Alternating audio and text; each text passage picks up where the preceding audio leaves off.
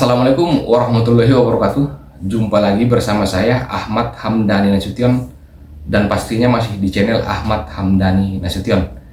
Di video kali ini saya ingin membahas secara ringkas, apakah bukti screenshot percakapan via WA, rekaman suara, rekaman keterangan, dan bukti surat perjanjian dapat dijadikan sebagai pengganti saksi.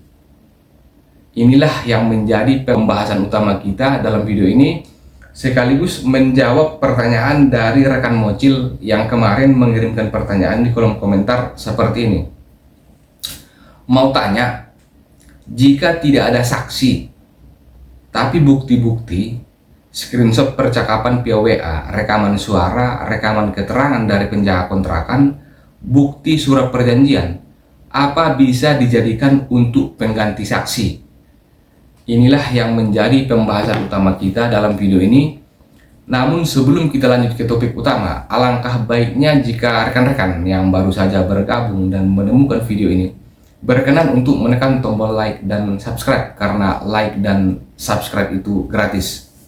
Jadi rekan-rekan, saksi adalah orang yang melihat tentang terjadinya suatu perkara, di mana dia bukan hanya melihat, akan tetapi juga mendengar atau bisa juga mengetahui. Yang pada intinya, saksi adalah orang yang diajukan ke persidangan untuk memberikan suatu keterangan terkait apa yang didengar, apa yang dilihat, dan apa yang diketahuinya terkait suatu perkara. Jadi menanggapi pertanyaan kita rekan tadi, apakah bukti percakapan dari WA, kemudian bukti rekaman WA, kemudian surat pernyataan bisa dijadikan sebagai pengganti saksi? Menurut hemat saya, itu tidak bisa dijadikan sebagai pengganti saksi. Ya karena memang yang namanya beracara di pengadilan, di saat seseorang mendalilkan, maka dialah yang harus membuktikan. Jadi ketika seseorang mengajukan bukti surat, rekaman percakapan, bukti screenshot ketika di print, itu kan jatuhnya menjadi bukti surat. Jadi tidak bisa dianggap sebagai pengganti keterangan saksi. Jadi yang namanya keterangan saksi adalah memang seseorang yang kita ajukan ke persidangan untuk memberikan suatu keterangan terkait apa yang dilihat, apa yang didengar, dan apa yang diketahuinya. Jadi tidak bisa dijadikan bukti rekaman percakapan di WA dan kemudian kita jadikan screenshot sebagai pengganti dari saksi. Intinya begitu ya rekan-rekan. Jadi ketika kita berbicara alat bukti di persidangan, sebagai contoh misalnya saya mengajukan gugatan misalnya. Nah, di dalam gugatan tentunya kan saya mendalilkan beberapa dalil yang menjadi alasan saya kenapa saya mengajukan gugatan. Nah, setelah kita mengajukan gugatan, maka kan kita diberikan kewajiban ya untuk membuktikan dalil-dalil gugatan kita itu, baik lewat bukti surat ataupun bukti saksi. Jadi berbeda definisinya antara bukti surat dengan bukti saksi. Bukti surat adalah berupa dokumen-dokumen yang menguatkan tentang dalil-dalil gugatan kita.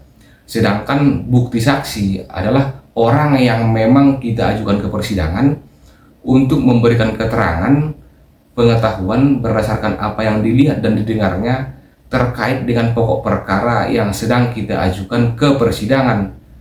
Jadi intinya berbeda bukti surat dengan bukti saksi. Jadi terkait pertanyaan kita rekan yang tadi, apakah bukti percakapan WA, kemudian bukti rekaman percakapan di WA, bukti rekaman suara ya maksudnya, bukti rekaman suara, bukti percakapan bisa dijadikan sebagai pengganti saksi? Jawabannya tidak bisa rekan-rekan. Saksi ini kan seperti yang saya bilang tadi adalah orang yang melihat, mengetahui, ataupun mendengar tentang terjadinya suatu perkara. Jadi memang saksi ini adalah seseorang yang memang kita hadirkan di persidangan. Jadi tidak bisa diwakilkan lewat rekaman percakapan di WA ataupun bukti percakapan di WA. Mudah-mudahan apa yang saya sampaikan dalam video ini bermanfaat untuk menambah wawasan Bagi yang suka dengan video ini, jangan lupa like dan subscribe karena like dan subscribe itu gratis. Sampai jumpa di video saya selanjutnya.